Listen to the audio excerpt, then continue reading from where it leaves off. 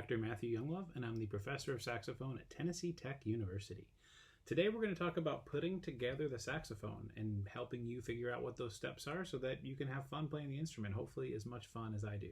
So we're going to start by talking about the saxophone case. As you can see here, I have my saxophone case.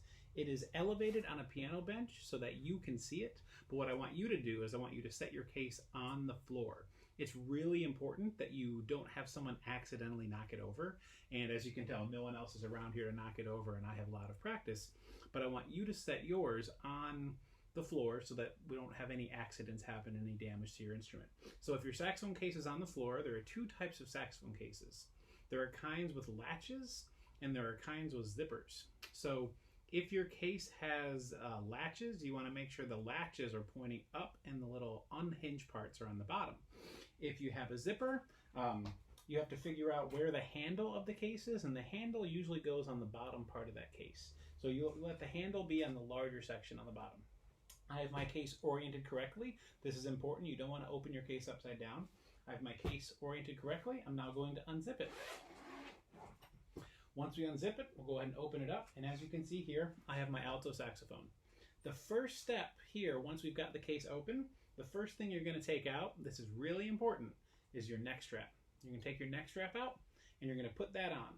The neck strap you want to get in place before you're dealing with any of the other parts of the instrument so that things don't bang together, knock together, you don't set something down and knock it over as you're trying to deal with the neck strap. So we're going to put our neck strap on first.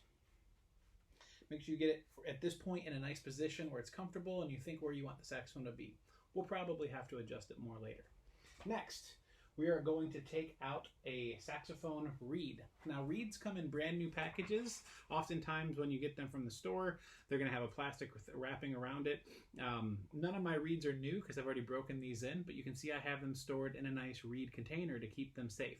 So I'm going to open up my Reed container, take out a Reed, and I'm going to just put it in my mouth and let it start to get absorb some saliva and get ready to vibrate. If we try to play with a dry reed, it's not going to vibrate very well. Wet reeds vibrate a lot better. So I'm going to go and put the reed in my mouth.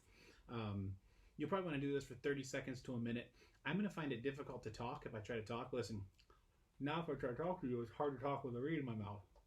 So I'm going to take it back out, but I want you to leave your reed in.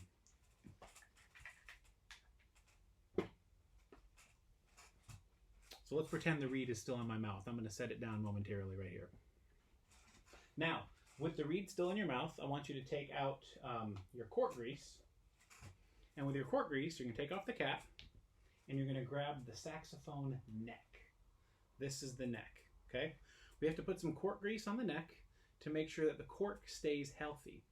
So once we put some cork grease around, some people rub it in with their fingers. I find it gets I just put a light amount all the way around. I usually don't touch it with my fingers because if I get it good and coated there, I can spread it with the mouthpiece. So I now have put some cork grease on the neck. I'm going to put my cork grease back.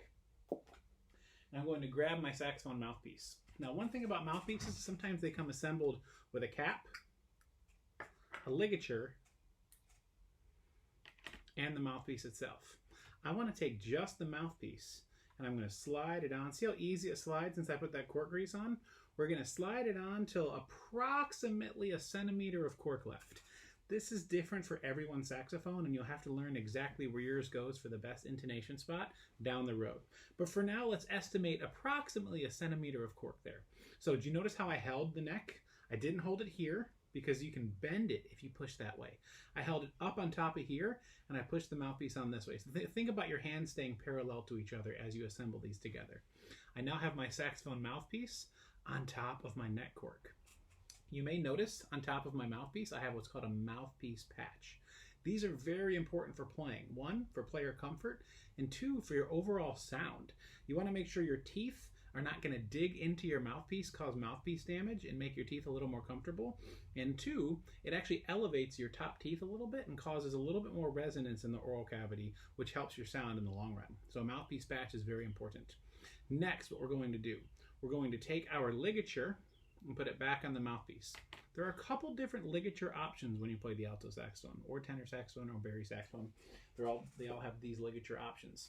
You'll notice I'm playing on one that has a single screw on top. This is called the Van Doren MO ligature. It's my favorite. But sometimes you'll have one that has 2 screws on it. Sometimes you'll have one that has 1 or 2 screws and is actually made of rubber. The rubber ones are really good for beginners because they're very difficult to damage. What you'll find is most high schoolers and advanced musicians will choose to play a metal one, which can break very easily, but sounds really good for my ears and for my aesthetic. So I'm going to take my ligature, I'm going to slide it down. Notice how I'm holding my thumb is at the base of the mouthpiece so that the ligature doesn't slide away. I'm going to slide it down there and make sure it's nice and loose. This is the hard part. You've had the reed in your mouth this whole time, okay? You're going to take it out of your mouth and you're going to slide it in between the ligature and the mouthpiece very carefully, okay?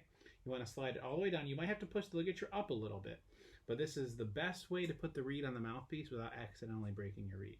So we've slid our reed down. We want the reed tip to be just about flush, just about level with the tip of the mouthpiece. You should be able to see a very thin line of the mouthpiece at the top. Very thin, like a hair, like a human hair, very small. So we got that on, we got it nice and straight. We make sure both sides of the reed are perfectly equal on the mouthpiece rails. And then we're going to tighten down our ligature until the reed doesn't move anymore. I err on the side of going a little bit more tight than not tight enough because you want to be able to adjust your mouthpiece for intonation down the road. So I tend to tighten it pretty good. Some people say you can over tighten. If you over tighten, that's only because you twisted so hard that you strip the screws. You're not likely to do that, but you want to be aware that that's a possibility. So I would tighten it down pretty good. Make sure the reed's not going to go anywhere so you can move and adjust your mouthpiece if you need to do that in the future. But now I have my reed and my ligature on the mouthpiece. Now I want to show you the wrong way to do this so that you don't do this on accident, okay? Some people they will put their reed on and then slide their ligature on top. Now what can happen then is if you slide your ligature on top, you can accidentally with the metal edge catch the corner of the reed, and if you break it, any chip, scratch, dent, any imperfection in the reed is going to make you have a bad sound. So it's really important that you have a good reed and that it's not chipped or broken. So to avoid chipping it and breaking it, I always put the ligature on first, and then I put the reed on. So you want to make sure you don't do that in the reverse order, and that's a really important step. So now I've got my reed back on. What I'm going to do is I'm going to take my mouthpiece cap and I'm going to put it back on here to protect the reed and make sure it doesn't get damaged. Now we're going to come back to the case. I'm going to set my neck and mouthpiece assembly back down into the case momentarily, and I'm going to, there's a spot for it in my case, so I want to set it in that spot. I'm now going to grab my alto saxophone body, okay? I'm going to take this, and the first thing I'm going to do is put it into my neck strap so that I have it safely secured. Very important step. Now, I'm going to take off the end cap. It's very important you have an end cap in your saxophone.